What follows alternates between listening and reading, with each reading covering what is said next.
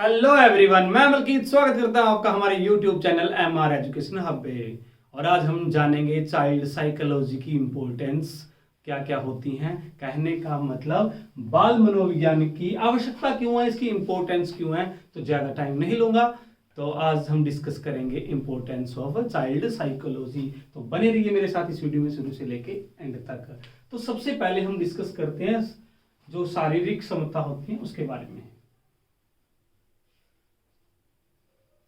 शारीरिक क्षमता जिसके अंदर हम अध्ययन करना होता है हमें बालक के रंग का,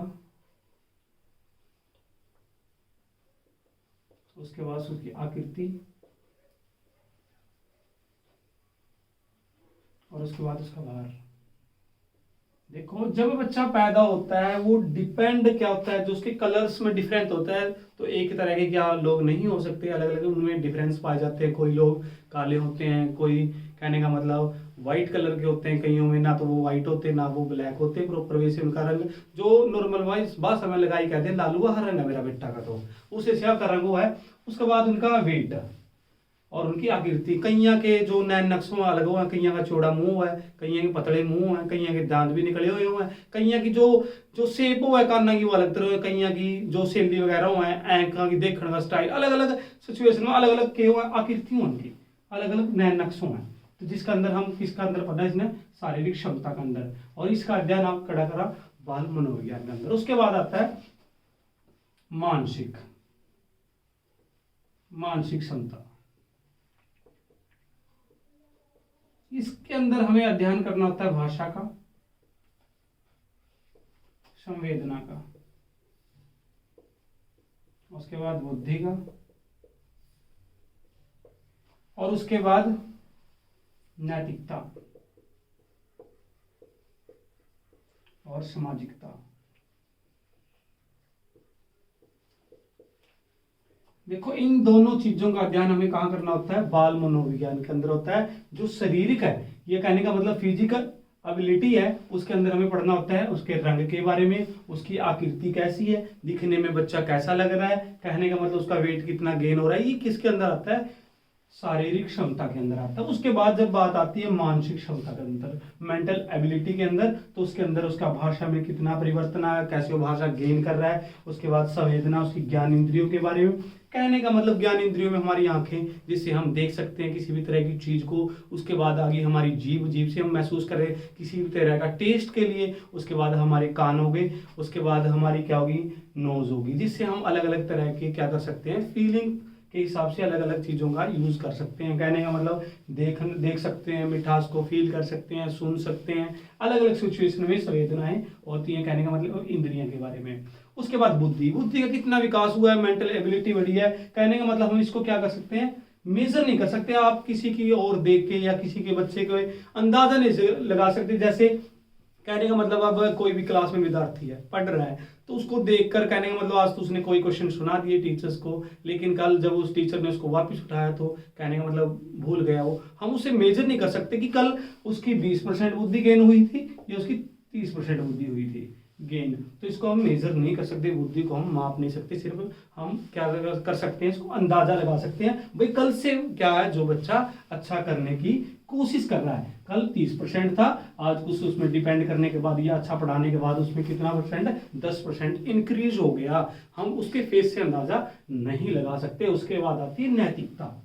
अब देखो, ये नैतिकता डिपेंड करती है मनुष्य के जन्म से लेके कैसे वो बिहेव कर रहा है, कैसे माँ बाप के साथ रहता है, कैसी उसकी संगत है, कैसे दोस्तों में रहना पसंद करता है, उसकी कहने का मतलब गुण क्या है, अगुण क्या है, कैसे बच्चों में बैठता है, उनकी आगे संगत क्या है, वो सारी की सारी डिपेंड करती है नैतिकता के ऊपर।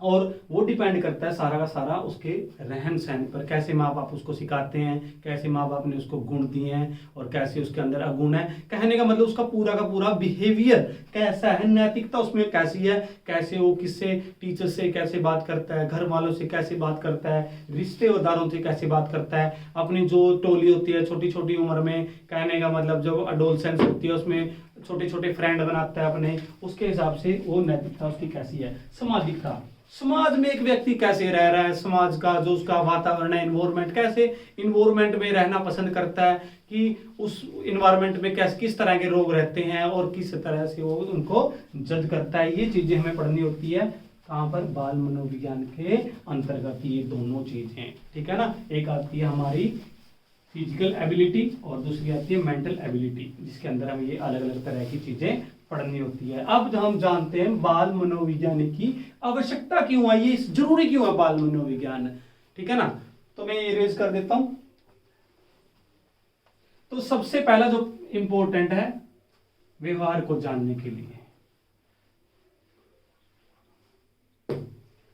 तो पहला पॉइंट है ये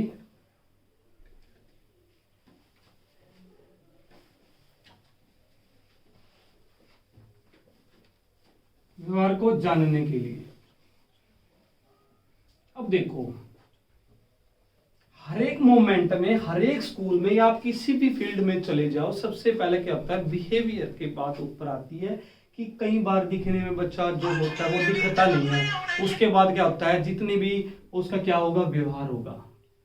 कहने का मतलब बिहेवियर, कैसे वो बिहेव कर रहा है, कैसे वो टीचरों के साथ बातें कर रहा है। उसके बाद ये मदद करता है माता पिता की भी, माता पिता की भी हेल्प करता है क्या जानने में, व्यवहार जानने में बच्चे का कि कैसा बिहेवियर है, कैसे माता पिता उसको शिक्षा दे रहे हैं। और यही कौन हेल्प करता है, हमारी बाल मनोविज्ञान।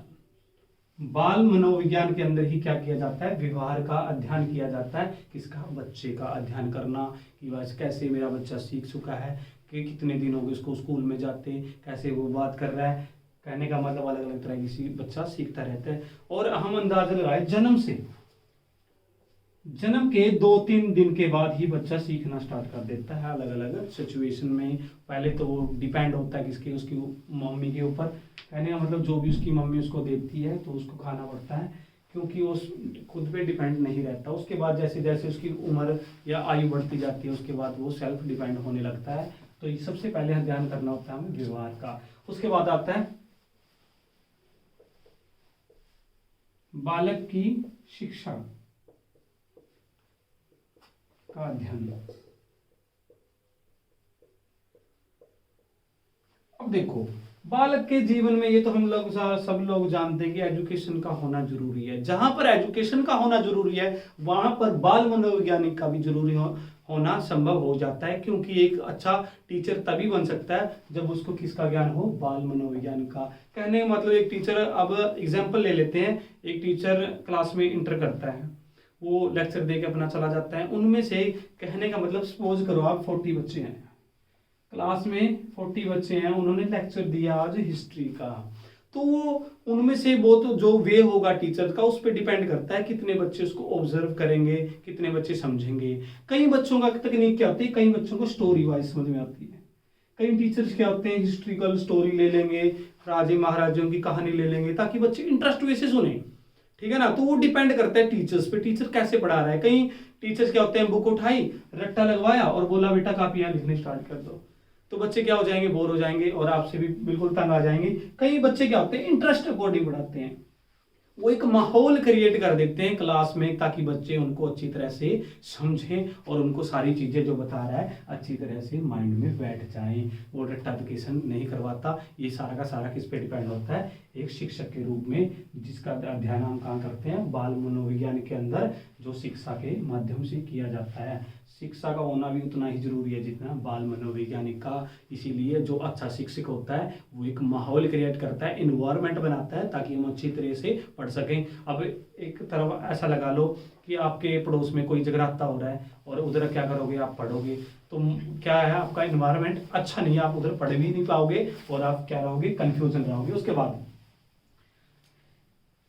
है विकास समझने में।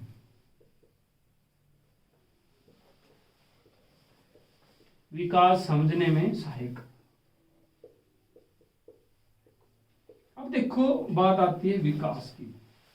विकास कभी रुकता नहीं है, ऐसा कहा जाता है, गर्भ से लेके कब्र तक चलता है विकास, जिसका होता ही रहता है। विकास का होना जरूरी है, जो कि इसका अध्ययन हम कहाँ करते हैं, बाल मनोवैज्ञानिक के अंदर करते हैं। कहने का मतलब बच्चा जब पैदा होता है उसके बाद अलग अलग सिचुएशन में जब बढ़ता है, आयु बढ़ती है, तब तक उसको नॉलेज नहीं होती, छोटी छोटी उम्र से गुजरता है, गिरता है, उठता है, फिर रोने लगता है, कभी हंसने लगता है, हर एक मोमेंट में उसका विकास संभव है। और उसी का अध्ययन हमें कहाँ करना होता है? बाल मनोविज्ञान के अंदर करना होता है। चीजों को हम समझते हैं कि बच्चा, अब आपको देखा हो नॉलेज, रे बेटा तो कहल पाया था मैंने छोटा हवा करता, आज तो मेरा कांदा पाना लग गया, तो लगा आपने देखा होगा मानस भी कहा भाई कल तो यू गाड़ा में फिरे करता आज इतना बड़ा होकर, तो विकास रुकता नहीं है, हर एक मोमेंट में विकास होता रहता है उसका।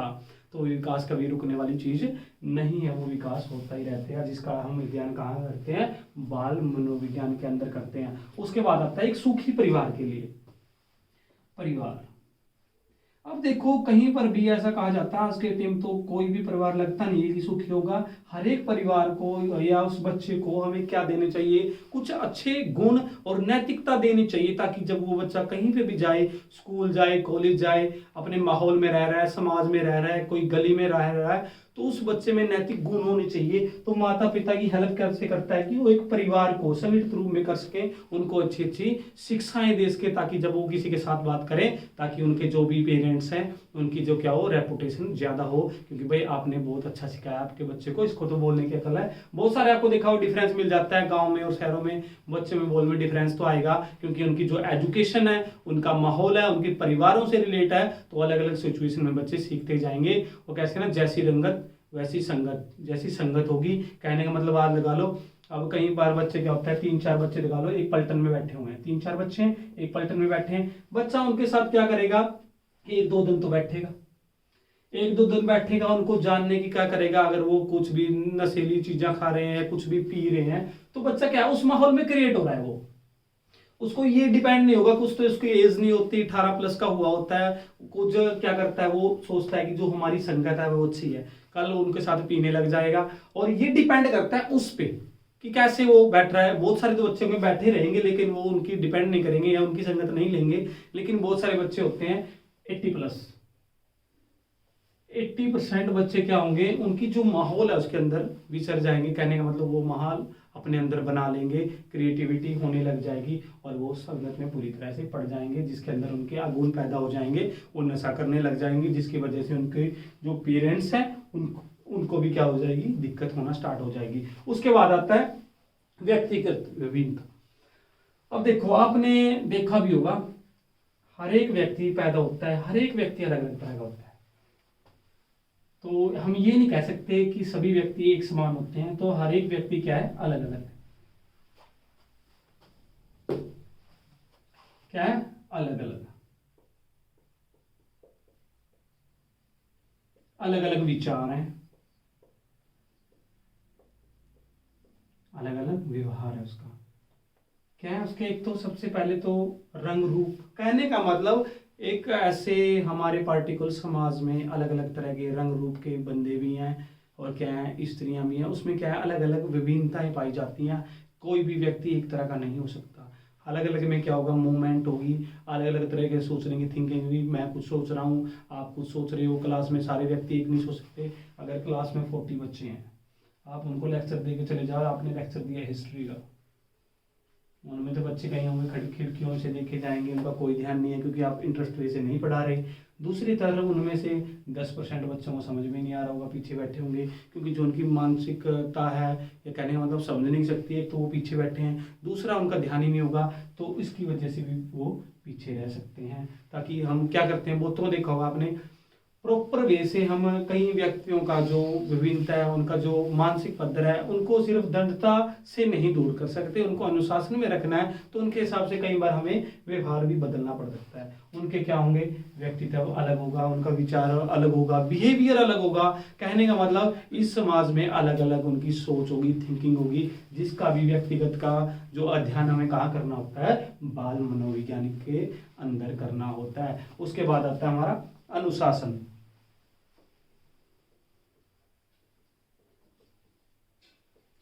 अब देखो डिसिप्लिन, हर एक व्यक्ति की लाइफ में डिसिप्लिन का होना क्यों जरूरी है, जिसका अध्ययन हमें कहाँ करना होता है, बाल मनोविज्ञान के अंदर। अब डिसिप्लिन देखकर स्कूल से लगा लो, घर से लगा लो, कहीं पे भी हम जाएंगे तो उसका महत्व बढ़ता ही जाएगा। डिसिप्लिन क्यों जरूरी है? हर एक चीज का डिसिप्लिन होता है। बहुत सारे आपने लड़के देखे होंगे क्या करते हैं, हम भाई मंडे से पढ़ेंगे। बहुत सारे बच्चे आज किताब उठाएंगे, नहीं नहीं आज तो मेरी माँ बीमार है, कल से पढ़ूंगा, तो उनका कल कभी आता नहीं है। तो उनकी क्योंकि लाइफ में क्या नहीं है, डिसिप्लिन नहीं होता। और आप स्कूल से लगा लो, डिसिप्लिन के हिसाब से हम उनको जान के उनकी बुद्धि भी जो क्या होगी, बुद्धि अगर विकसित हो जाती है, अगर एक टीचर बिहेवियर के तौर पे अच्छा माहौल क्रिएट करता है, इन्वायरमेंट को अच्छी तरह से बनाता है, उसके बाद वो क्रिएटिविटी भी करवाएगा, एक्टिविटी एक्टिव बना के रखो बच्चों को। कई बार दिखाते हैं हमें पढ़ानी हिस्ट्री होती है और हम उसको कविता वे से पढ़ा नहीं सकते, और हमें क्या होगा जो हिस्टोरिकल चीज़ें हुई हैं, फोटोग्राफ्स हो गए उनके, कहने का मतलब होगा अब आपको गांधी के बारे में बताना है तो बच्चों को क्या दिखाओ, गांधी की पिक्चर दिखाओ, उसके क्या होगा जितने भी आंदोलन हो उनके बारे में दिखाओ, ताकि बच्चे उनको जल्दी हिट कर सके, क्योंकि उनकी पिक्चर देख रहे हैं ना। अगर आप उसको मेजर करोगे, हिस्ट्री को आप पढ़ाओगे रट्टाफिकेशन से तो उनको याद नहीं आएगी। अब मैथमेटिक में आप उनको फिजिकल में ले जाओगे तो उनको बस की बात नहीं है। अगर फिजिकल एक्टिविटी करवाएंगे ताकि बच्चा उनके साथ जल्दी जुड़ रहा है, तो ये चीज़ भी जरूरी हो जाती है डिसिप्लिन के अंदर। और एक डिसिप्लिन भी का ध्यान भी हमें कहाँ किया जाता है, बाल मनोविज्ञान के अंदर किया जाता है। डिसिप्लिन भी हमें क्या सिखाता है, बाल मनोविज्ञान सिखाता है। उसके बाद अनुशासन में रहना भी वो सिखाता है। उसके बाद जो बाल मनोविज्ञान इसलिए जरूरी है कि हर एक तरह के बच्चा सीखता रहे, हर एक मोमेंट में बच्चा सीखे, ताकि जन्म से और उसको हर एक ड्रीम से। अब देखो सपोज करो एक क्लास में एक टीचर आया हुआ है, 40 बच्चों को उसको पढ़ाना होता है, 40 बच्चे आपकी क्लास में, तो मान लो 20 बच्चों का इंटरेस्ट नहीं है हिस्ट्री पढ़ने में, और उनमें से 20 का इंटरेस्ट है पॉलिटी पढ़ने में। अब देखो टीचर्स को ही जानना होता है कि किस बच्चे का इंटरेस्ट किस वे में है, कैसे बच्चा समझ रहा है, कैसी उसकी सोचने शक्ति है, क्या बच्चा सोच रहा है, क्या नहीं सोच रखा है, ये किसको देखना होता है, टीचर्स को देखना होता है। किस वे में बच्चा या किस बच्चे को किस डायरेक्शन में भेजना है, वो सारा का सारा किस पे डिपेंड होता है, टीचर्स पे डिपेंड होता है। कहने का मतलब सपोज करो कोई बच्चा कबड्डी खेल रहा है, तो अगर आप उसको क्या करोगे, क्रिकेट खिलाओगे तो कभी भी नहीं खेल पाएगा। इस अकॉर्डिंग शिक्षक को ये जानना जरूरी है कि उसके अंदर क्षमताएं कितनी है, कैपेबिलिटी कितनी है, कितना बच्चा जानना चाहता है, कैसे बच्चा समझता है। आज बच्चे को कहने का मतलब आपने किसी बच्चे की कॉपी चेक की, नोटबुक ले ली, किसी बच्चे की नोटबुक ले ली, आपने उसके अंदर क्या किया, उसको काम दिया। कहने का मतलब आज बच्चे की 20% गलतियां निकली, तो आप उसको कल दोगे तो 20 करके लेके आएगा। उसके बाद क्या होगा, 15 करके लेके आएगा, 10 हो जाएंगे आराम से, क्योंकि वो पढ़ रहा है और सीख रहा है उन चीज़ों को, बार बार गलतियां कर रहा है, बार बार शिक्षक उसको पढ़ा रहा है, और वही गलती वो क्या करेगा, बार बार करता है। अब देखो बहुत सारे बच्चे होते हैं कैसे का मतलब लिख बहुत अच्छा देते हैं, लेकिन उनको बोला नहीं जाता, शर्म आती है, कहने का मतलब टीचर से वो डरते हैं। बहुत सारे टीचर्स हमेशा हम डिसिप्लिन डंडा के साथ तो क्रिएट नहीं कर सकते, बहुत तो जगह प्यार से काम हो सकता है, लेकिन डंडे के साथ नहीं हो सकता। उनको हम डिसिप्लिन हम उद्देश्य के साथ से करवा सकते हैं। असेंबली करवानी होगी, उनसे एक्टिविटी करवा लो, किसी तरह का उनको पार्टिकल चार्ट वगैरह बनाने दे दो, ताकि बच्चे उनका अच्छी तरह से काम कर सकें। हर एक बच्चे क्या होता है, अलग अलग कला होती है, हर एक बच्चे का अलग अलग वे से इंटरेस्ट होता है। अब एग्जाम कहने का मतलब एग्जाम पॉइंट ऑफ व्यू से देखें, कई बच्चे क्या होता है पहले ही रट्टा लगाना स्टार्ट कर देते हैं, पेपर आए उनको टेंशन होने लग जाती है, वो जो याद करते हैं वो भी भूल जाते हैं। और अगर दूसरी एग्जाम्पल लें तो क्या बच्चों की जो पकड़ होती है वो कुछ टाइम के लिए होता है, कुछ टाइम तो वो रट्टा लगा के सुना देंगे जल्दी जल्दी, लेकिन वो जो उनकी कैपेबिलिटी है, समझने की सोचने शक्ति है, वो कम होती है, जो टीचर्स को देखनी होती है, जो किसके अंदर आते हैं, बाल मनोविज्ञान। और इसीलिए एक अच्छा जीवन या बच्चे के बारे में अच्छी तरह से स्टडी करने के लिए बाल विकास का होना बहुत जरूरी है, जिसके अंदर हम क्या सीखते हैं, अनुशासन डिसिप्लिन में रहना सीखते हैं, उसके बिहेवियर के बारे में सीखते हैं। उसके बाद माता पिता क्या होता है, उनकी जो नैतिकता है, उनके गुण अगुण के बारे में मेजर कर सकते हैं। उसके बाद शिक्षा शास्त्र में इसका इसीलिए महत्व है क्योंकि बच्चा शुरू से लगे, जब जन्म होता है उसके बाद से बच्चा क्या करता है, सीखना स्टार्ट कर देता है। तो इसका ये पार्टिकुलर एरिया आता है सारा का सारा कि कैसे टीचर्स को पढ़ाना होता है। और इस उद्देश्य से जो भी जिस टीचर्स को अच्छा ज्ञान होगा किसका, बाल मनोविज्ञान का, वही क्या होगा, अच्छी वे से उसको क्या करेगा, बच्चों को पढ़ा सकेगा। तो ये थी आवश्यकता किसकी, बाल मनोवैज्ञानिक की।